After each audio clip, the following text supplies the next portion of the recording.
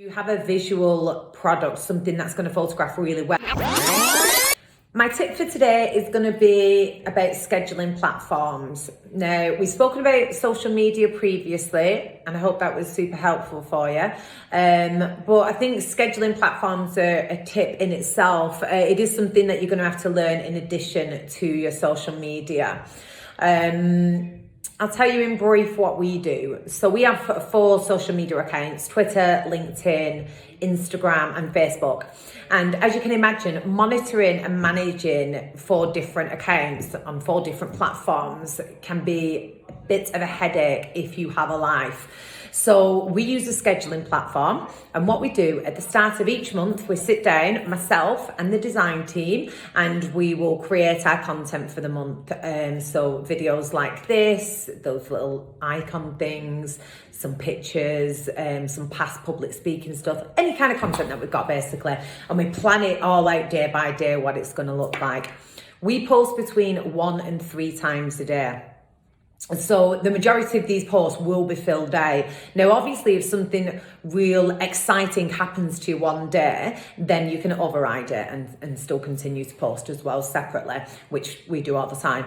But it's good to have the content there, knowing that it's dealt with and it's going out. And should you not have anything interesting going on in your life or at work on that day, you've already thought of something a couple of weeks ago and it's taken care of.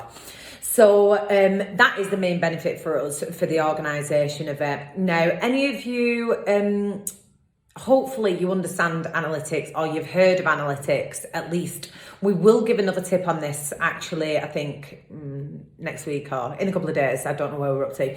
And hopefully that should help you a bit more. But in the meantime, scheduling platforms actually manage all of your analytics in one place. So your analytics will be the feedback from that particular post. So if you've put something on Twitter, a video, and it had 1,000 views, you got 6 new followers off the back of it, and it got 10,000 likes, it'll tell you all of that. Then it'll also tell you your Instagram, Facebook, and LinkedIn. And you can compare how well the post has performed against all different platforms without having to go into each one, take down the details, put it in an Excel spreadsheet, and check it against each other. It will literally tell you all in one space. And the analytics, you can set dates to check, so we will check them on a weekly basis, and we'll see, okay, we've lost 1,000 followers on Twitter, we must have been a really dry conversation that week, or we've gained 10,000 followers on Instagram, so we're being super exciting. What you can also determine from this is if your post is working better on different platforms. So again, I know we spoke about it previously, but if you have a visual product, something that's going to photograph really well, it's always going to do better on Instagram. But there's no reason to not stick it on Twitter again. You just might have to word your content slightly different for each platform.